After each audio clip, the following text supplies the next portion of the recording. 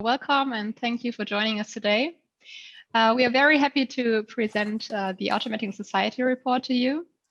And at the Bertelsmann Foundation in the project, The Ethics of Algorithms, we are dealing with the social consequences of ADM, aiming for ensuring that those systems serve society.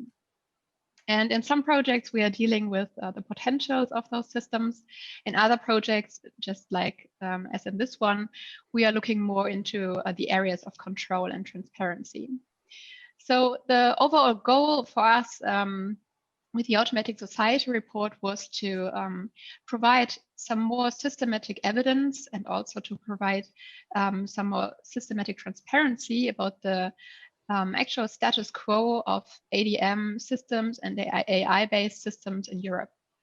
And then to use this evidence for raising awareness and also to use it as a concrete basis for recommendations. So this is the second version of the report. It gives a detailed update of the last 2 years. In the first report, the goal was more to raise a general awareness to the topic as such, with ADM systems being the exception rather than the norm. But a lot has changed in the meantime. ADM systems have become much more pervasive and they influence the lives of millions of people in Europe. We've also seen several developments on the policy level, and the overall debate on the topic has also developed further. But still more concrete solutions are needed. So with our comprehensive research, we want to form a basis for giving more concrete recommendations. We also need a broad debate on ADM systems and their impact on society. And with this publication, we hope to contribute to this debate. Also, in comparison to the last report, with this one, we have taken a new path with the design of the report, presenting the topic also, for example, in graphic novels. And this is why we want to present the report in 2 formats, as an interactive website as well as a PDF version. Okay, thank you very much. My name is Matthias Spielkamp. I'm one of the co-founders and the executive director of AlgorithmWatch. And I guess many in the audience know us already, but for those of you who don't, we are a non-profit research and advocacy organization based in Berlin. And we set out to to watch, unpack, and scrutinize automated decision-making processes and AI-based systems. But we prefer what we call algorithmic or automated decision-making over artificial intelligence, because it, in our opinion, better describes the fact that we are not talking about a technology, but about socio-technological systems that are embedded in society and the contexts. So, for example, of course, the question whether a machine learning system is accurate, is producing accurate results, is majorly important. But if you, for example, take face recognition, you immediately understand that it's not enough talking about, for example, this accuracy. It needs to be accurate, because if it recognizes people, you know, it's clear that it needs to recognize faces of people of color with the same accuracy it recognizes white people, right? But if you go a step further and then see that, for example, a system like that is being used to prevent certain people, let's say people of color, from entering a sports stadium, then you immediately understand what the bigger picture here is, and that we are not talking about some accuracy levels of machine learning technologies. So what we need to remember is that this is a discussion about power and justice in society and not about technology.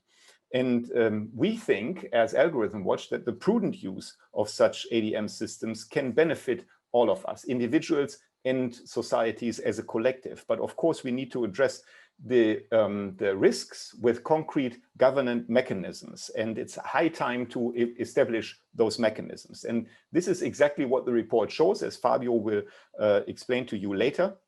But I'd like to also use the opportunity to point out that this is not just a report.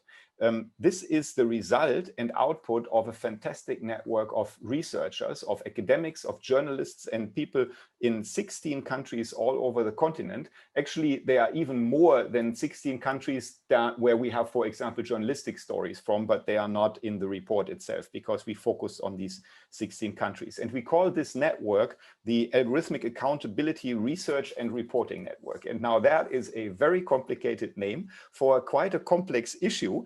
But as Sarah said, we need this broad debate about the issues. And this is why we cover not just many countries, but also use these different formats to appeal to different audiences. So the research catalogs is more for academics and maybe policymakers. The journalistic stories are more for a broader audience. And this is why we hope that you will not only find it useful, but hopefully also a little entertaining when you read that. And having said that, I'll just hand over to Fabio Chiusi, who is the editor and also the project manager for this report. And he'll present the core findings and recommendations to you in the next couple of minutes. Fabio, please.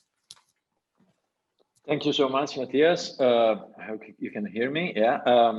And thanks. I would like to start just by thanking everybody that was involved in this project. As Matthias said, it was a really fantastic network of people. And I want to thank both AlgorithmWatch and Bertelsmann, of course, Bertelsmann Stiftung, of course, for providing me the opportunity to work with such a fantastic network of people. I think it did make the difference in the result. And having said that, I will just share my screen. And the presentation is called Life in Automated Society as the introduction of the report, exactly for the reason that Sarah was introducing. The fact that, when we started out a couple of years ago, these systems were the exception rather than the norm. And now the situation is changing so fast that we can basically say that, that even the title of the project may be outdated already, because it probably, the automated society, it's already here, possibly. So we probably automated large sectors of society, and we're going to see how. What I wanted to do with this short presentation is basically tackle these three issues, really, which is how we gathered the evidence and what is the report. It's been said already a little bit, but we'll expand on that. What kind of evidence did we find? We're an evidence-based organization, so we're not in principle in neither for or against these systems. We just want to understand what they are, how they work, and what kind of opportunities and problems they actually present to those who implement them. So that's the rationale there. And in the last part, we also try to go beyond the description and try to be a little prescriptive and say, how should we regulate or tackle these systems in order for them to be actually beneficial at the maximum level and to be actually consistent with human rights and democracy when they are not, or when they are problematic in this sense. So this is basically the three things I want to present right now. We're still taking stock of ADM in Europe. Taking stock of ADM in Europe was basically the title, the part of the title of the first report. And we're still doing that. We found many more examples. So the mapping exercise that we provided, let's say like that, is not over. And it's not over even after this report, I think, I suspect. And we'll see also the reason why pretty soon. But yeah, of course, this is very important to actually understand which systems are being tested, deployed, contested, or challenged even, or just basically, or what results are they producing. And we also try to provide, as I said, some kind of policy recommendations to understand what to do about it. The report, as we said, tackles 16 countries, which is 4 more than last year. We added 4 to bring in some more comprehensive analysis to our effort. So we added Greece, Estonia, Switzerland, and Portugal compared to last year. And as we said, there was a team of 40+ people in the end. Even if you think all the people that were involved in both organizations and the hard work they put into, especially over the last weeks. So again, thanks to all of them. We try to make this study a comprehensive and exhaustive analysis as far as possible, of course, from different perspectives, as Matthias said. And again, what we really take pride in is the looks of the report beyond the content, because I think it's important. It's not just a formality. it's really important for us to understand, for us as practitioners, as people that work inside the space, that we need to broaden our scope and need to reach the broadest possible audience, really, because these systems already influence decisions that matter to all of us. And that is really important for us to understand. That's why we try to have multiple layers to the report. So graphic novel style stories is a big part of it. And I think they really convey the message. They really show how present and current are these systems. We also published a preview report, and I want to remind that if you want to look at it, in August, which is fully dedicated on understanding how this system worked and are working really in the context of the COVID-19 pandemic. So if you want to have a look at that, we felt it was a really important effort and important developments there. So we decided to have actually a whole mini report, let's say like that, dedicated to just that. So we didn't forget about that. It's just in another report, basically, which is part of the same project. And then we can go to the main findings of the report. The first one is the one that we all nodded to, which is from the automated society to the automated society, which means basically that automated decision-making system that we call ADM are already part of the everyday life of millions of citizens, and they affect very important sectors of their life: their health, their welfare, their job, more broadly their rights, and the distribution of their fundamental services. In many cases, we speak about public services, and so this is really important.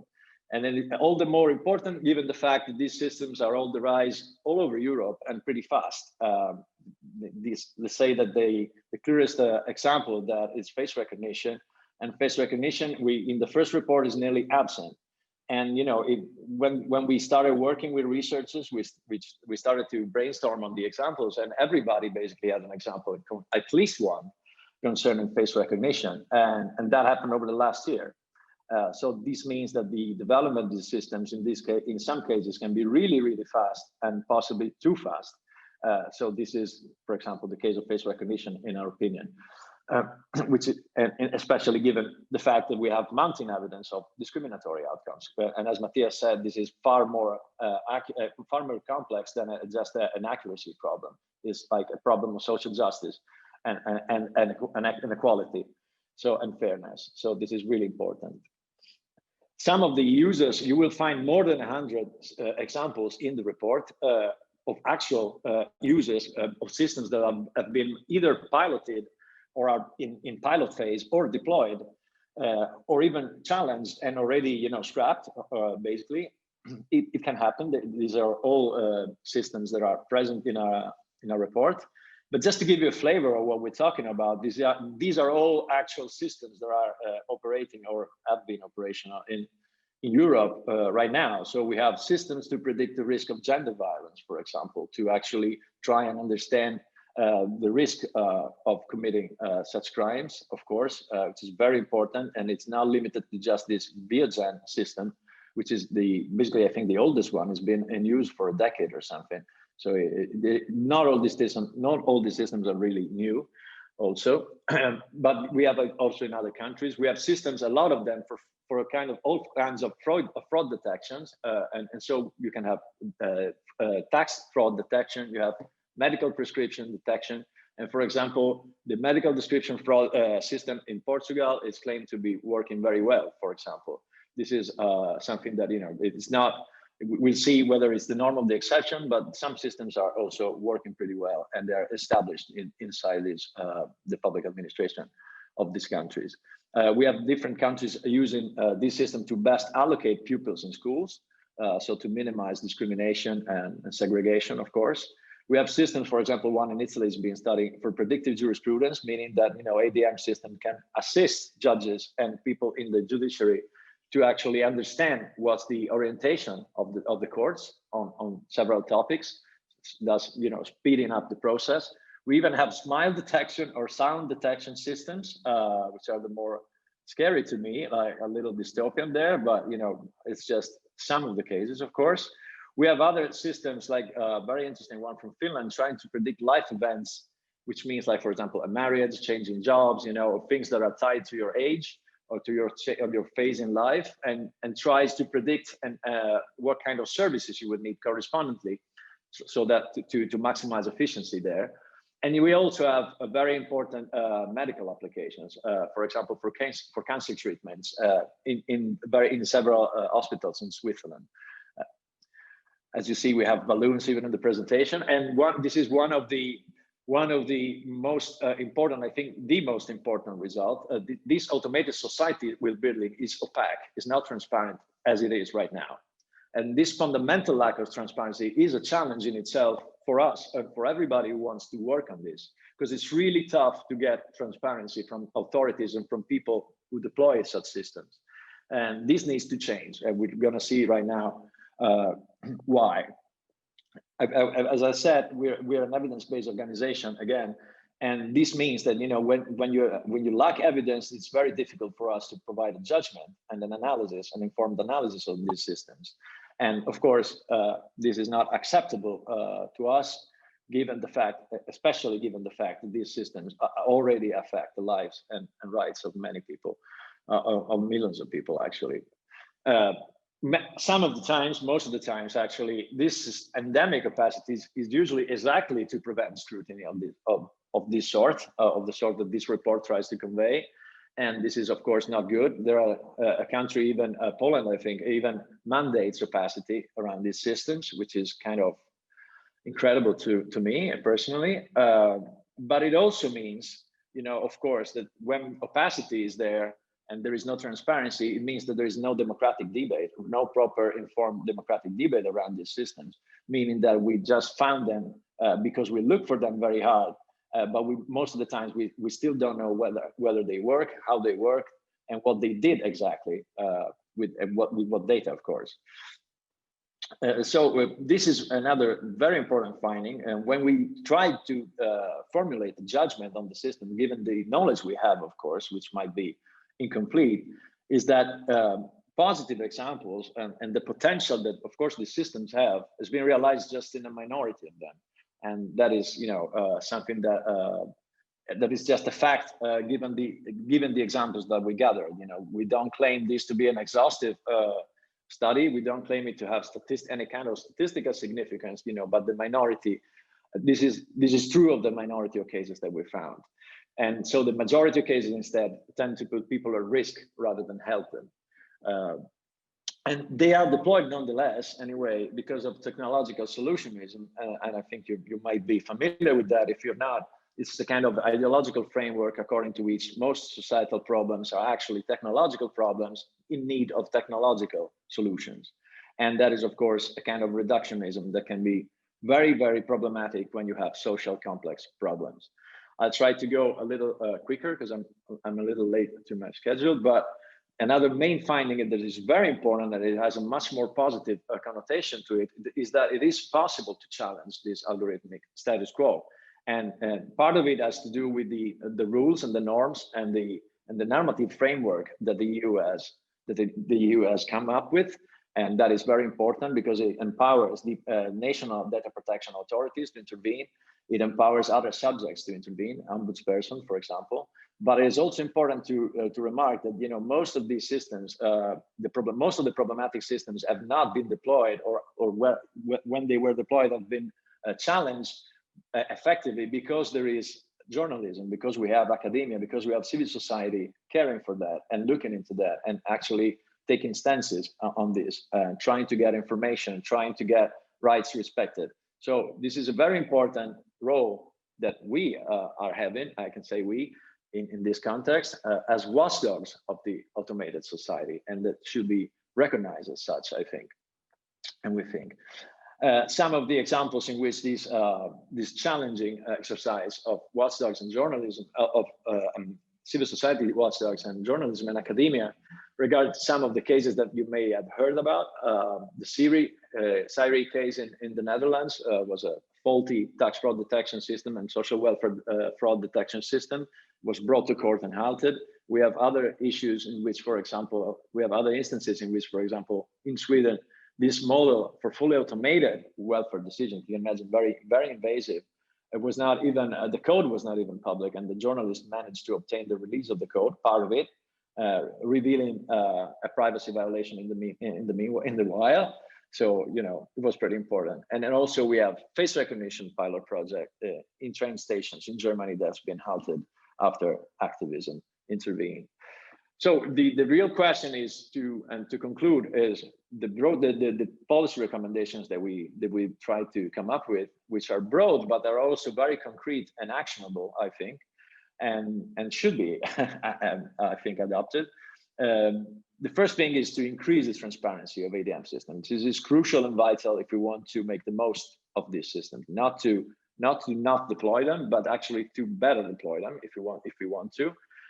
The first thing we need to do is actually to understand them better. So we come up with this idea of mandating at EU level a law that establishes public registers for ADM systems used within the public sector. And this is also already happening in some cases, even in the absence of such law. Like recently, they've been adopted in Helsinki and Amsterdam and other cities around Europe. So this is a start, of course, in the right direction, I think. But it's not enough. Together with that, we need also to be able to access the actual data, the training data that are fed into the algorithms, of course, of the systems. And for that, we need legally binding data access frameworks to support research that is in the public interest, as in this case, of course. We need to also create an accountability framework, meaning that somebody must be responsible and accountable for these algorithms, and algorithms should be checked thoroughly. And this means, of course, having auditing processes in place, and having a process to come up with auditing processes in place too, of course. Recognizing civil society organizations as watchdogs of this kind of automated society. And we have a strong one, but I think we're shared with a lot of practitioners and people who actually know these systems. We should be banning face recognition systems, that live uses of face recognition systems that might amount to mass surveillance. So this is also something that, of course, is being debated at EU level. We know that, and we think this is the right direction to go. The very last thing I would like to say is that, you know, of course, this is all possible if and only if in a democracy, people are actually empowered to understand what's going on and participate in the discussion and have a kind of algorithmic literacy, as we said. So we should be trying to establish independent centers of expertise that could coordinate such efforts to come up with, you know, enforcement mechanism, oversight mechanism, and the like. But we should also promote an inclusive and diverse democratic debate.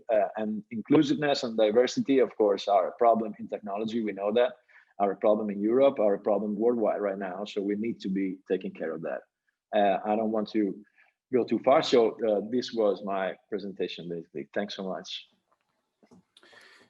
Thank you very much, Fabio, for this. It's quite a challenge to put the evidence of almost 300 pages report into 15 minutes, but I think you almost succeeded, and for everyone else, you just have to read it. So let's get right into the discussion. We have a fantastic panel here with us today, and we have the European Parliament represented, the European Commission, we have academia, and we have the private sector. So this is a great round of people who to discuss this topic with us. And I'll just give you a quick roundup of who is here, but I'll just introduce everyone briefly, because you can basically look up the achievements on the internet, if you excuse my rudeness here. We have Mia Petra Kumpula-Natri, who is the member of the European Parliament for the Progressive Alliance of Socialists and Democrats, and she's a member of the Special Committee on Artificial Intelligence in a Digital Age.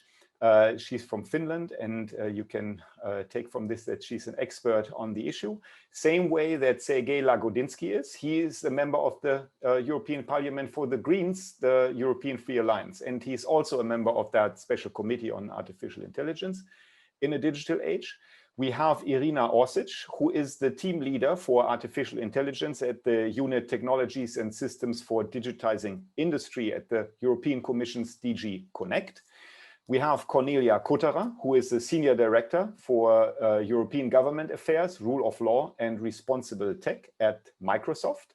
And we have Joanna Bryson, who is a Professor of Ethics and Technology at the Hertie School and a renowned expert on artificial intelligence and automated systems. And before I start with the first question, I would like to tell you that we have an amazing 165 approximately people here joining us today, which is fantastic. And, you know, to be honest, this is one of the advantages of this pandemic, because I doubt that we would have assembled 165 people in the European Parliament. We presented the 2019 edition of this last year at the European Parliament, and we were very happy about the turnout, but it was about, if I remember correctly, about 50 to 60 people. So let's also look at the bright side here. It's wonderful that you are all here. At the same time, I, of course, need to tell you that we will go to questions from the audience soon. Nevertheless, I cannot imagine that we will be able to take all the questions that are coming from the audience to discuss them with our distinguished panel here. So please bear with us if your question does not come up. Hopefully, we will address it somehow else in the rounds that are before us. So the first question I have is a pretty broad one, because I would like to use this to set up the discussion in general. And it's about, of course, the evidence that we collected for the report.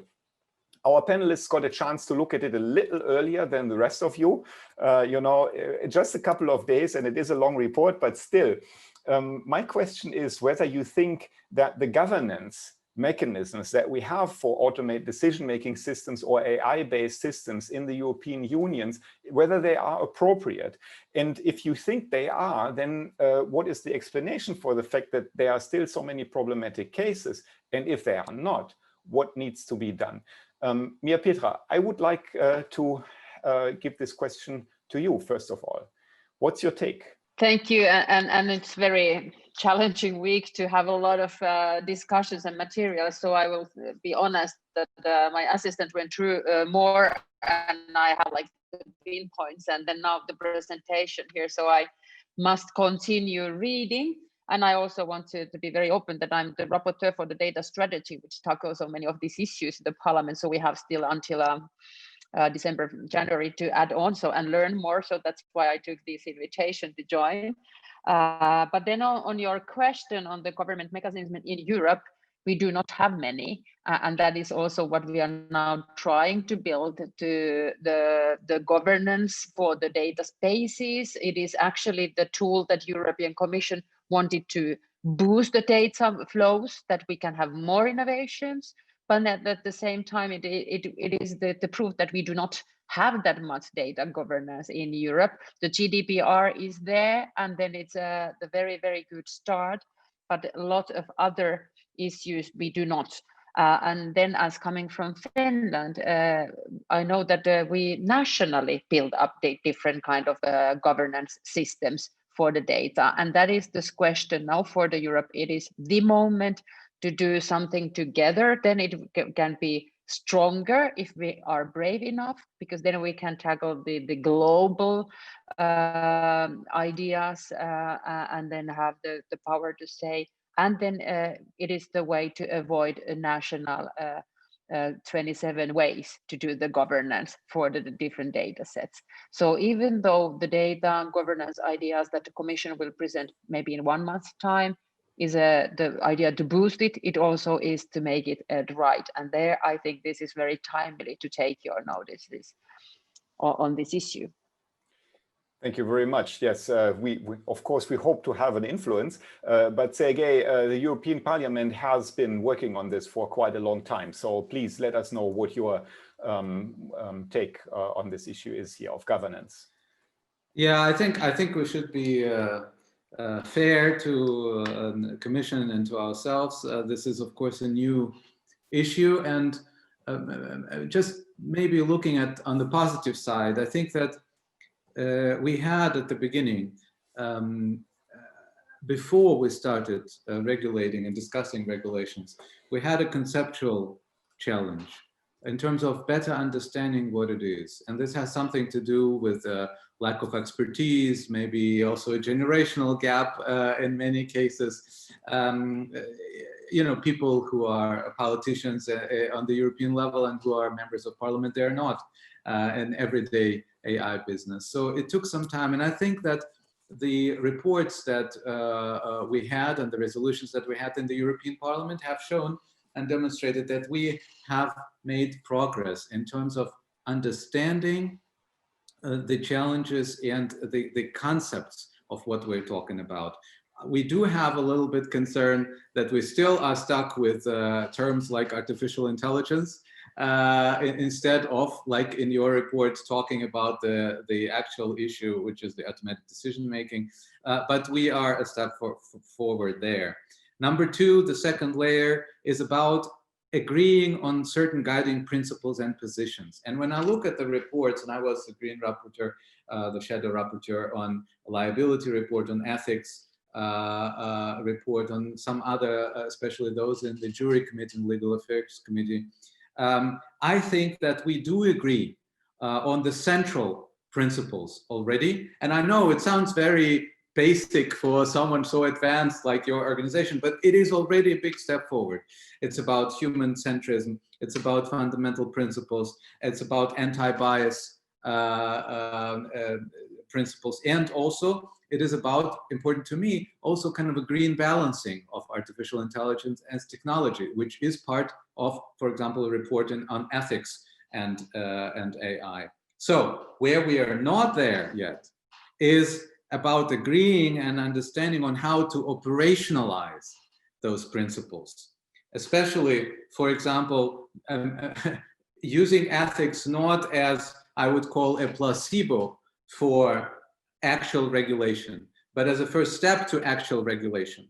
And also going a step further, talking about what are the remedies, the legal regulatory remedies that we are ready to agree on. And there are some proposals in the reports, for example, a right to remedy for citizens if they feel that they are treated in an unequal way, right, in cases of bias. But this is not there yet, because there the differences in various political parties' views and perspectives are becoming different. And the fourth point, which I think is important, but where I think we still have a lot of fighting and struggling to do, is how to institutionalize those issues, because we still could not agree. And we saw this in the negotiations. Do we need, for example, a special agency which would deal with various issues in terms of digitalization? How do we involve the experts? How do we involve the stakeholders? These are all issues which are still open for now. Well, we are not the ones who decide on that. We don't have the right of initiative yet. We're waiting for the Commission, and I'm looking at Irina, who I just saw 2 days ago in our session at the Legal Affairs Committee on those issues. What proposals are going to come? And I think that we will get forward on that early next year. But yes, I think there is a gap. There is a gap between regulatory progress and progress on the ground. I do agree with Mia Petra that the thing we should avoid is a competences competition. We should insist that we need a European and Europe-wide regulation, something that many member states are beginning to challenge now, because if we don't, then we will lose in the global standard setting, and I don't need to provide the arguments for that in this round. So I will stop here, and we can discuss and deepen a little bit later. Yeah, thank you very much, Sergey. And you couldn't have done a better job as a moderator for setting up this our next speaker, Irina, because you already alluded to the question of, what is going to come from the Commission in this. And yes, we need to be fair. This is a tough job that you have there, Irina. So please fill us in. What are the current ideas? How are you going to address these risks that we are facing? Yes, thank you very much. So first of all, yes, we do believe that there is not appropriate governance right now And this is why we published in February this year the white paper on artificial intelligence, putting it really to public discussion. And we had some 1,250 contributions on the online survey, plus we had more than 500 PDF document. More than half of the contributions came from citizens and from civil society. So one can see that really there is a debate and there is a growing awareness of topics. Now, the points we had put for discussions in February, basically the one or the other way, cover all your recommendations. So what we propose is, okay, it's an approach to artificial intelligence, but this was something we put for discussion, and it might well be that we, after the public consultation, we will be going for a slightly broader approach, because also we want to be future-proof. We are talking about transparency indeed, and that also includes question of a registry, of a public registry, and also the transparency of training data. We want to have a meaningful accountability framework. We want to have liability. We are very much talking about not only facial recognition, but going further, biometric identification, mass surveillance, because we believe that there is now much more in it. There are systems which will recognize you when walking down the street. There are voice recognition systems and others. So on all this, we have launched a debate, and we have launched a specific debate asking for what kind of regulation we would need. There is a second part to this white paper actually on an ecosystem of excellence, where we are also talking about literacy and how we can have the necessary skills, not only for the experts to work with the technology, but also in the society to have meaningful discussions. So all this is under discussion, and we will be coming forward with something probably in the beginning of next year, basing us on the white paper, but also as a last word, we already have the Fundamental Rights Charter, we have the Data Protection Acquis, so it is not that we are coming from nothing.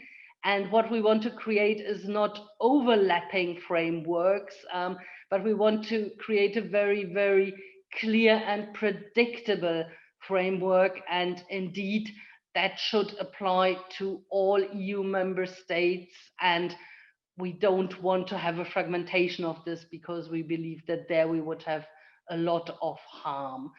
Very last word, we are also discussing this internationally. Thank you. Okay, thank you, Irina. I would like to come to you, Cornelia, representing a global tech leader, Microsoft here.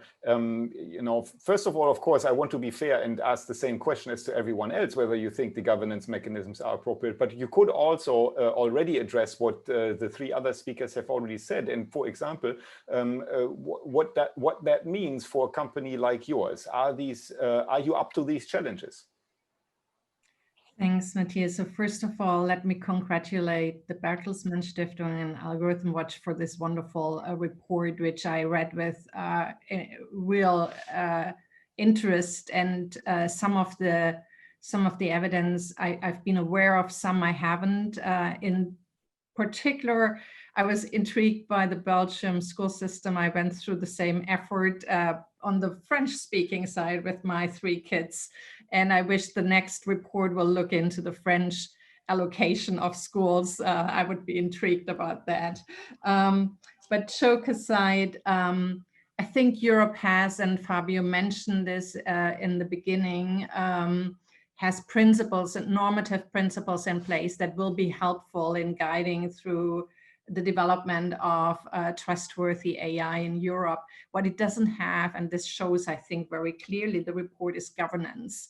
I was thinking when reading through some of the examples that had the deployers of those technologies in the specific cases and scenarios had a governance model in place, the outcomes might have been very different. In some cases, maybe the system would have not been rolled out in the first place, or there might have been adaptations and mitigations that would have led to a slightly different application with more benefits for more stakeholders. The point that I'm trying to make here is that, yes, if you operationalize principles that have been developed across the world really on ethical AI, then you have to actually start a much more holistic and with many more stakeholders inclusiveness conversation. What do people need? What are the benefits of this system? How are they distributed across the ecosystem? What are potential harms perceived to which stakeholders? And how could they potentially mitigate it? And this is really what we in Microsoft have been doing over the last 2 years. And in fact, we're at this stage at the release of our second version of the internal standard in operationalizing ethical AI, the principles that we have been publishing 3 years ago. And this requires really, as Fabio also mentioned, this socio-technical perspective in approaching fairness and other important aspects. I forgot, Matthias, what the second question was, but yes, indeed, and I assume we get to the recommendations in more details later, so I stop there then. Okay, thank you very much, Cornelia. Well, I wanted to know how Microsoft is going to deal with that challenge of more regulation, more governance coming up. But yes, we can address that in the next round. And one word of housekeeping to all the people in the audience. Please address your questions when you write them in the chat to the panelists and the attendees, both at the same time. You have that option to do so. So it makes it a lot easier for us to moderate this and to pick the questions that we would like to hand also to the panel participants. Okay, Joanna Bryson, in your title at Hertie School, it already says governance. You are a professor for AI governance, and that, of course, makes this very intriguing to have you here on this panel. Now, was that addressed appropriately by the other panel members already? The 2 minutes, I don't know where to start. I think I'll go back to what I was going to say instead of answering the question you just asked, which is going back to your first question. I think that one thing people don't realize in terms of governance, I'm going to give two different answers for two different sides. One is there enough sort of regulatory structure in place? And I think people don't recognize the extent to which we do have adequate regulatory structure in place, because we don't see how artificial intelligence is a manufactured product. We think it's some new magic thing. And so then the sector has been under-regulated as a consequence of people feeling that they don't have obligations to be able to prove due diligence, to be able to keep track of what was the testing procedures, what were the outcomes, to have, what were the desiderata, what was intended by the system, how did we know it was safe for release? All of these things that we would ordinarily do for any manufactured product, we can do with AI. In fact, with digital technology, it's easier to keep these kinds of records, and yet people don't choose to do it. They aren't even doing the level of, it's called development and operations, DevOps. They're not even doing the level that ordinary software developers are doing now. There's something about AI, the mysticism, maybe you're right, the name, that is allowing people to get away with behaving badly. So I think that we do have if we think about, with respect to liability, we think, oh, it's not a product, it's a service. No, it's a product that performs a service. But that product that performs the service is still a product. And so people still have obligations, both as developers of that product, manufacturers of that product, and also as owners and operators of that product. So there's been a lot of wiggling around the law in ways that I hope we can fix. And this comes to where we do have a shortfall, is that expertise. Yeah, and I have been meeting more and more people who do get it. We have been working really hard on this in Europe, and I think we are increasing in our competence. Apparently, we produce more PhDs in AI here than in any other global region. We have more developers. And so just bringing this into government and making sure the right people are at the right place. And I know this is a long 2 minutes, but quickly, don't let the technologists make it hard. Their obligation, if the developers are the ones who are obliged to make their systems transparent to you, the governors. So you don't have to hire all PhDs from MIT to be able to go through and surveil these, to check whether due diligence was followed. It is the obligations of the companies, and I think it should be proportionate to that. We should allow the companies to decide what is our liability, and then to produce adequate transparency proportionate to their liability risk. But in order to motivate them to do that, we have to be imposing better than we have done so far. For example, on Facebook, we have to impose liability on these failures. So there you have it. Thank you very much, Joanna. The systems are products, and the products can be tested and they can be audited. Now I hand this back to Irina and Mia Petra and Sergey, because you are the triad here of people who are making the rules. Please, Irina, how are you going to address this?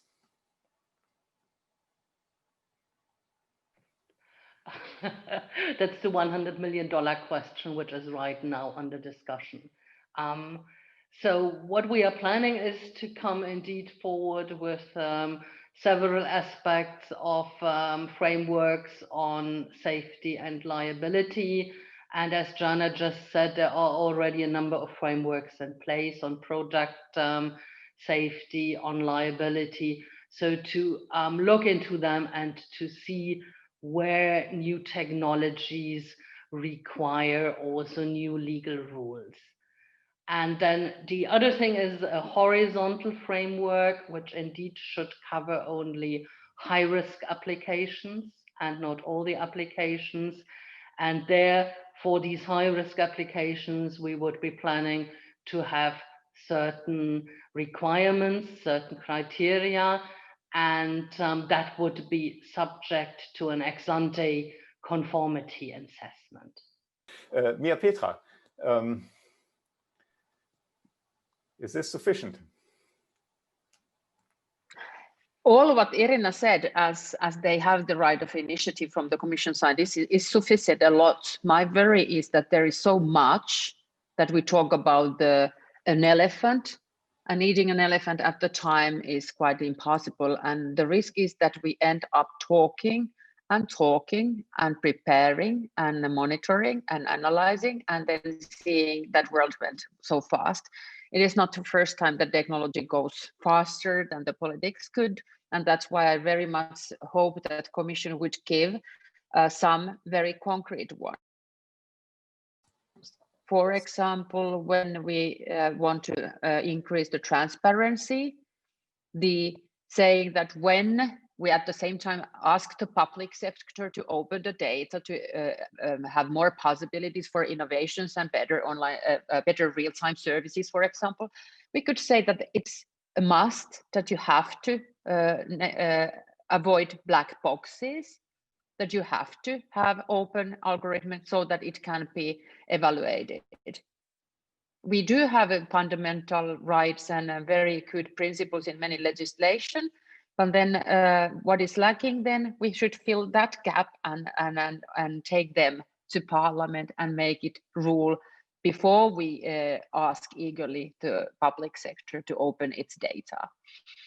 And I must comment here that I very much emphasize that also the idea of being a watchdogs. It is the very same thing, that the society has to be open for the journalists to be freely watchdogs over the politics working. And what I appreciate here, that you do have, for example, the examples that where the facial recognition is already looked at. If you follow the public hearing of the IDA committee, it was also the Vestager who said that the public places, there are very much rules.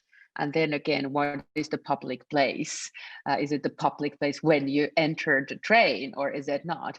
So all these, I just wish that Irina and your team, you will come soon with a lot of concrete legislative proposals, like the public said, algorithms must not be hidden in the black box to be able to serve the public decision making. That could be one, and not to wait for one pillar of the AI to handle all of these issues.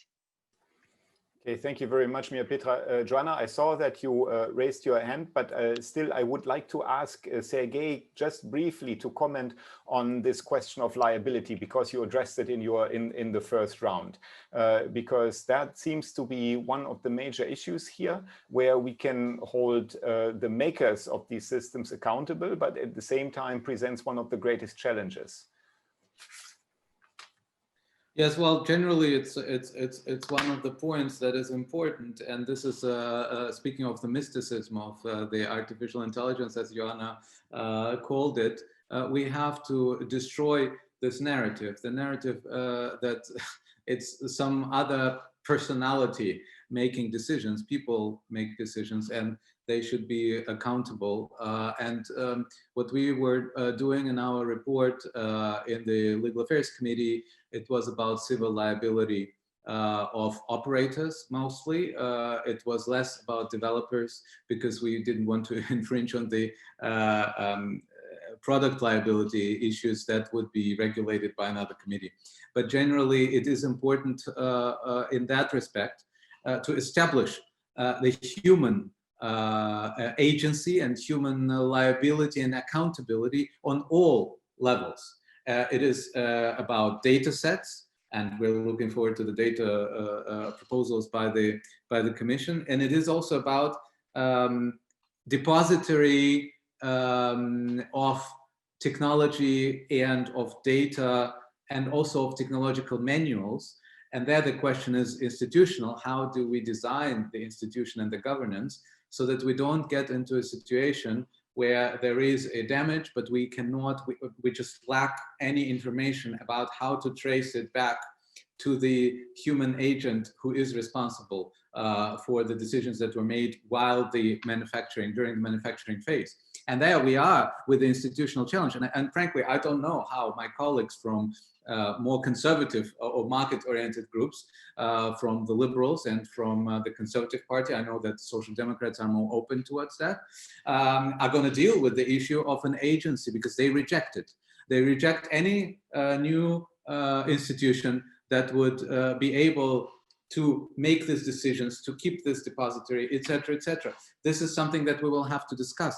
I think we need to designate either existing or a new agency or an independent body which would do these things, because only if we have transparency and explainability, yes, this was mentioned as well, transparency for the liability cases, but also explainability for the public and for the rule makers who have no idea what they're talking about. Only then we will be able to trace back also the liability and the accountability issues. Okay, thanks. Thank you very much. And just because you mentioned it, we did send out invitations to members of parliament from the Liberals and the Conservatives. And unfortunately, no one was able to be here with us today. I do not think it was for substantial reasons. It's just a matter of timing. You know, there's so many things going on in Brussels at the same time. But of course, it would have been interesting to discuss it with representatives of the Liberals and the Conservatives. So Joanna, please. Yeah, I actually am a Liberal Democrat in the UK, but anyway, let's get to the point here. I really wanted to come in on this black box point to clarify a little bit of that, because it was one thing I thought was problematic with the report, the white paper. There's at least three kinds of transparency that we can be talking about here. One is software that is, all written in human readable formats, often called symbolic AI. And there are definitely people pushing for that, especially specialists in symbolic AI. And it can have some really important and useful roles. but I don't think we should exclude the other types. That was why I mentioned before this DevOps idea.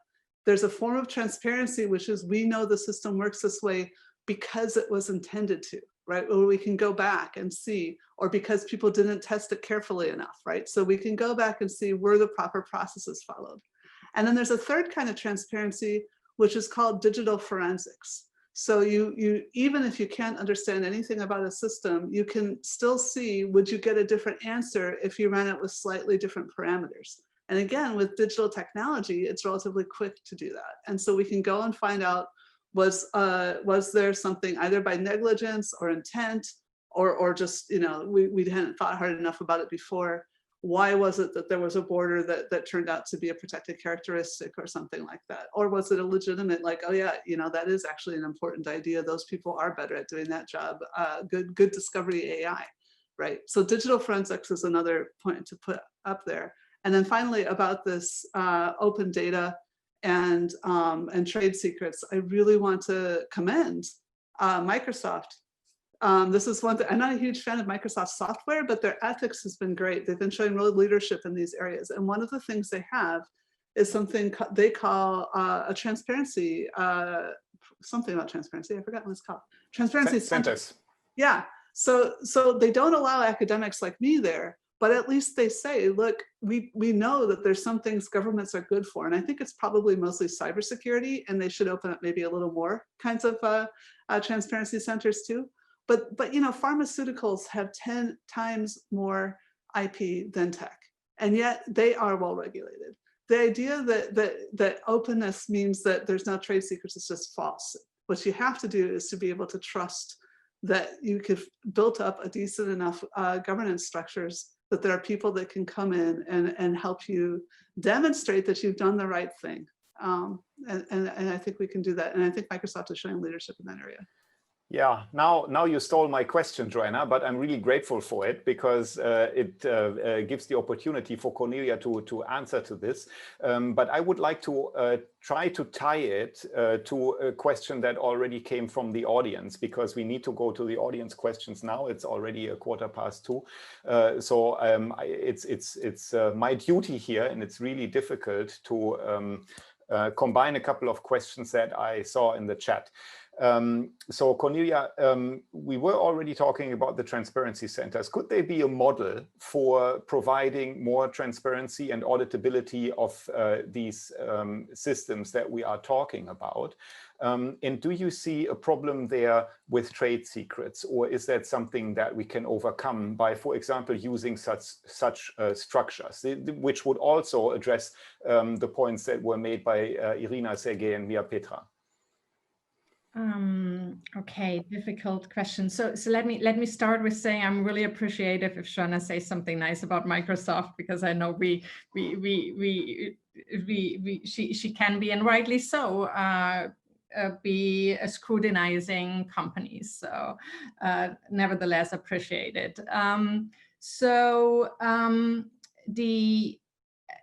The way we are currently implementing, and I think you will hear over time more about this publicly as well, our ethical principles is through a governance model, through tools, we call that tools, but largely what it is like our researchers like Hannah Wallach, Kate Crawford, Eric Horwitz, that try in context with many more researchers to come up with solutions to make these principles a reality. So how do you create accountability? How do you create transparency in these systems? So there's tools that have been developed that we are deploying in our standards ourselves across the engineering groups, such as data sheets for data sets, data documentation, or for our customers when they use technologies, nodes, we call them nodes, for example, Face API node, transparency node, which gives a real indication how the technology should be used, what needs to be considered, et cetera, et cetera. And then of course we also develop tools that are now built in the machine learning platform, our Azure machine learning platform, for our customers to enable them to be more transparent and them to be more accountable. So what we basically have been trying to implement over the last 2 years internally, and it's a huge effort. And frankly speaking, it goes as far as each Microsoft employee has an obligation to go through a responsible AI training, and all, not only those who are actually working on it, but everybody. That it's just one step. There's much more to that. So it's a governance model with leadership responsible for the implementation across all engineering groups and the sales organizations.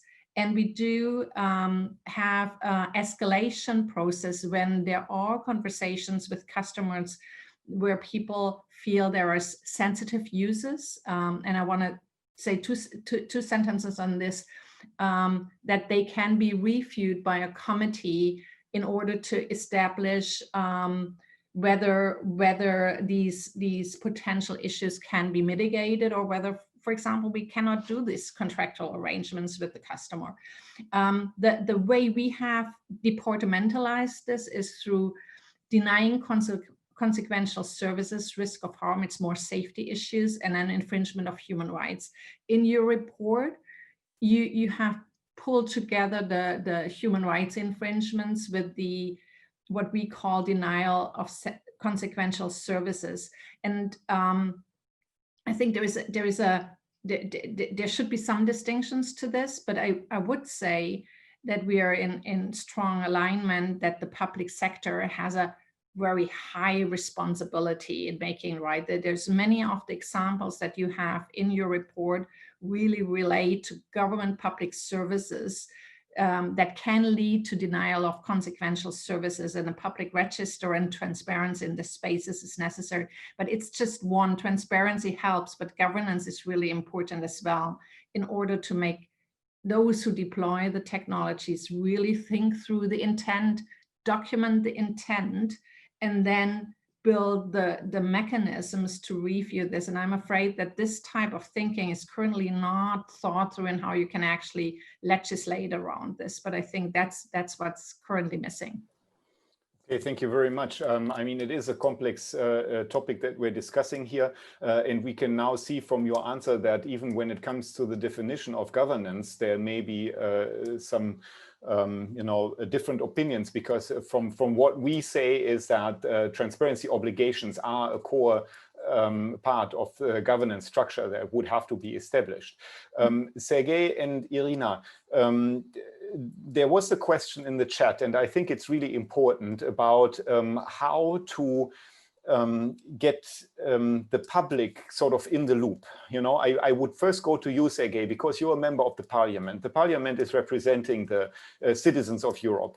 But still, there's a lot of debate of how to get citizens more involved in the decisions that we are talking about here, whether to develop and deploy automated decision-making systems, and if they are deployed, how to deal with them. Now, is that something that you are looking at, finding ways to get more people involved, or do you say that this even increases the complexity of coming up with some clear guidance on how to build governance of these systems?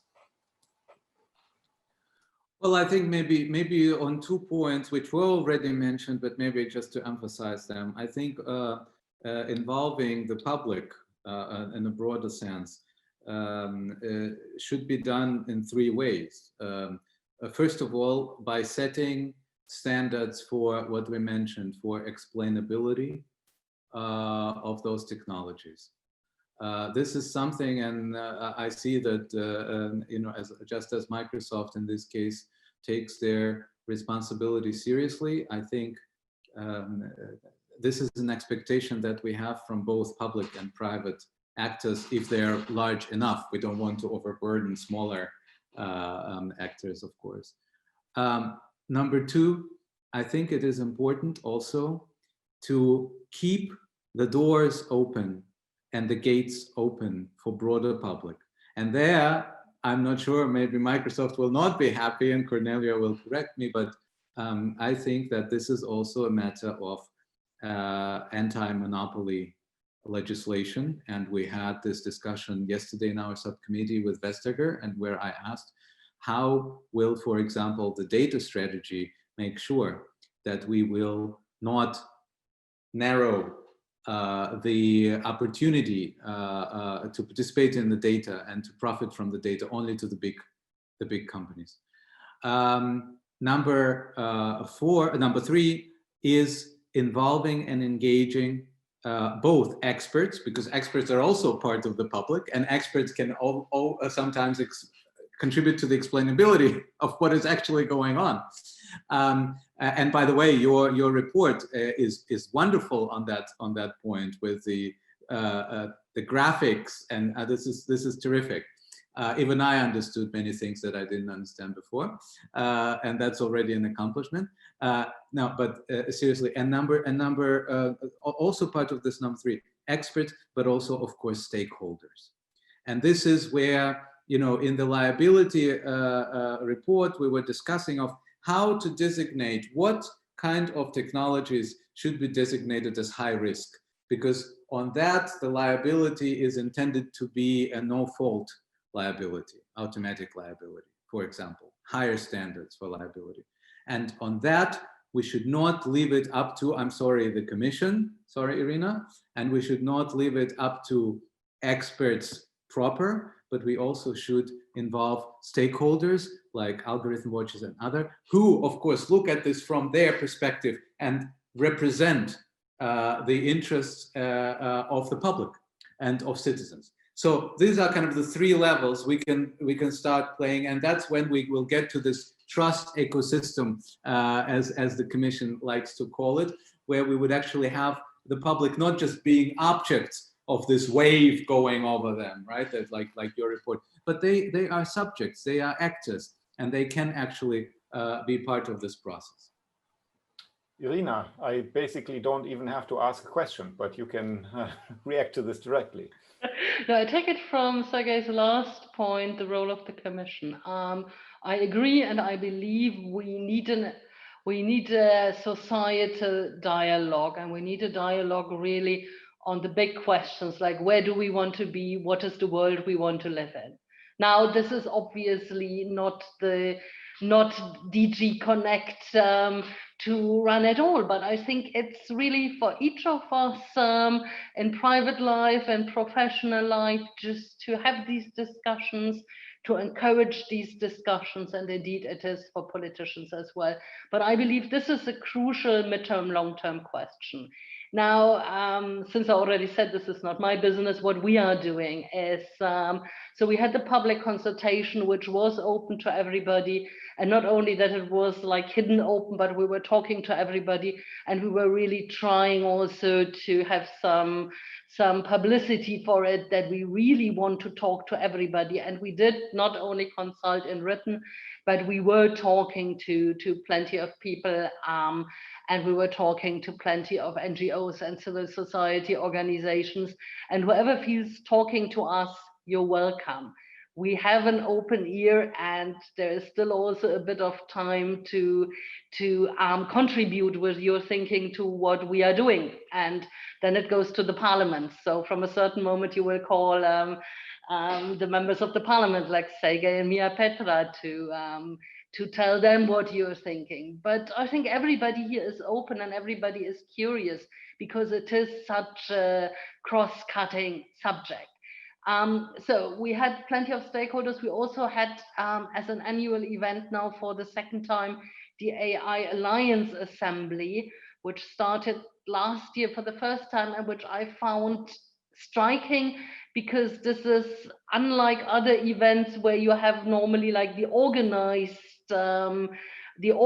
audience. It was open to everybody. It was also broadly publicized, really, with citizens, and it's a mixture of everybody interested in artificial intelligence coming together to discuss. And you sometimes have very surprising discussions, because you have people you didn't listen to before, also perhaps because they're not organized.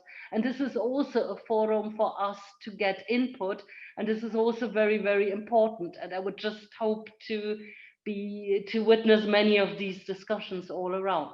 Thank you. Okay, thank you very much. And I already also have to have an eye on the clock, and Mia Petra has already left. So just what happened, because she needs to answer to the Committee on Artificial Intelligence. This is why she's not here with us anymore. But Joanna, let's say it's already the last round, unfortunately. I mean, we could go on with this for a long time, as usual.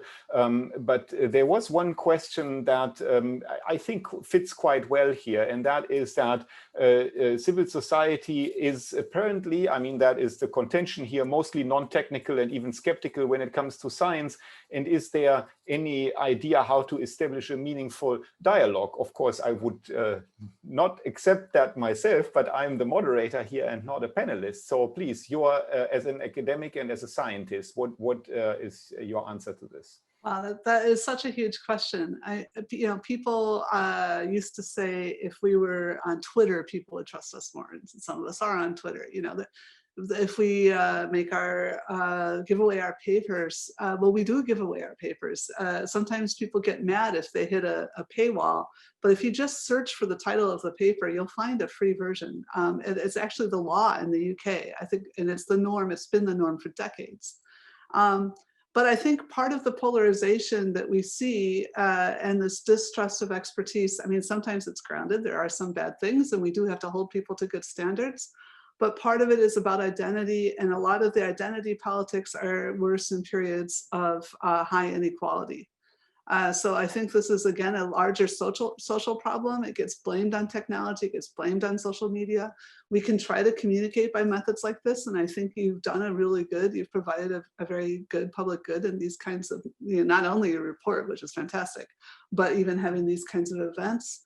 But I do think we have to fundamentally address the things that people feel that they're under assault, because they are under assault. And we have to acknowledge that the places that vote for populists, if you look by county, it's the people who have been most economically not just disadvantaged, the rich and the poor, when inequality gets too gross, have fear. And then with fear, you get identity politics. So this isn't only about technology, it is, going back to Microsoft, when you have these big companies with large amounts of market capitalization, just enormous quantities of money that they can't even legally spend, you have to say this is under-regulated, and we need to think about how to raise revenue appropriately and distribute it across society appropriately. And maybe I don't sound like a liberal right now, maybe I do sound like a socialist, but anyone who reads history should know that we're in a situation like led to the First World War, which led to the Second World War. So I think we need to get back onto redistribution and building infrastructure and making sure all of society is included and has social mobility, so that they know someone. Everyone should know someone who is a technologist, that they should have someone they can phone up and ask these questions that they can trust. And they should know that how much more education they would need to go and become a programmer themselves. If they saw that there wasn't that division in society, then I think they would have more faith. And I think we've allowed society to get too many divisions. Okay, so let's try to build that faith again. We hope we could contribute a little, not just by the report, but by the discussion that we just had. And I'm really respectful of people's schedules, so I don't want to go over time, and it is 2:30. So unfortunately, some things were not addressed. Some things are never, all things are never addressed in panels like these. That's how life is. Thank you so much for everyone for taking the time and discussing with us, and also at least having a glimpse of the report. We will try to answer more questions when they are posed to us directly as an organization via our channels, via Twitter or Facebook or email. I can only say for today, thank you very much to all. Please have a look at our website, automatingsociety.algorithmwatch.org. There you'll find the report as a PDF with all the great comics, but also as an interactive website. And we'll continue this discussion for the years to come. So have a good one, everyone. Stay safe.